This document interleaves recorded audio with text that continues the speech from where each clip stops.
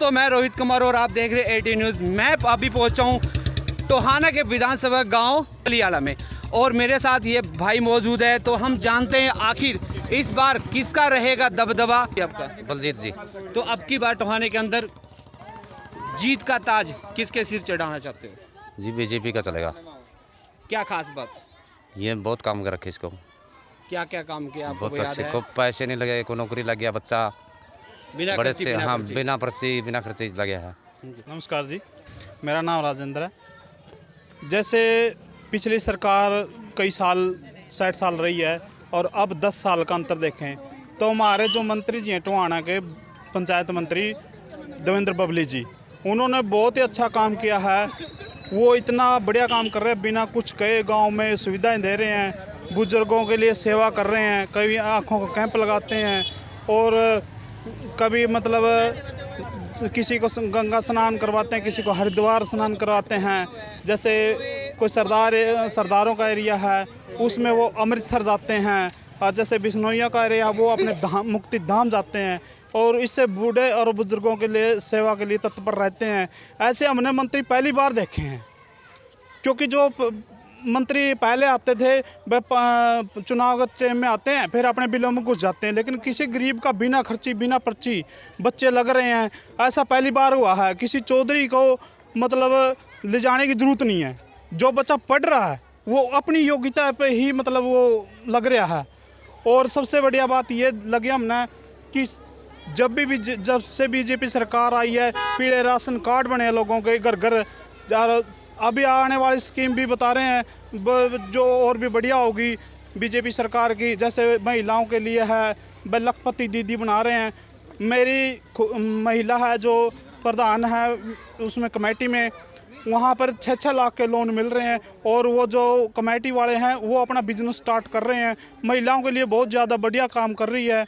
तो हमने देखा कि जो पिछली सरकारें थी वो उनका इतिहास अगर हम हिसाब जैसे यात्रा निकालते हैं भाई हिसाब मांगे तो हमारे जो पूर्व मंत्री हैं पंचायत मंत्री देवेंद्र बबली जी, उनका 26 मतलब जो 2-2.5 साल का जो कार्यकाल बना था पंचायत मंत्री का, वो हिसाब उनके साथ मिलान कर लें और जो पहले पूर्व मंत्री रहे हैं परमवीर जी वो आके हिसाब ले लें तो चौंक में देने के लिए तैयार है हमारे मंत्री जी। क्या अब आप एक तरफा बबली जी की जीत मानते हो? हाँ जी बिल्कुल। आप कुछ कहना चाहेंगे?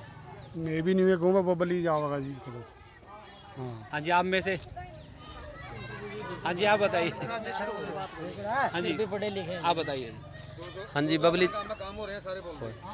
जी ने हमारे गांव में विकास की बहुत लहर दौड़ाई है जी।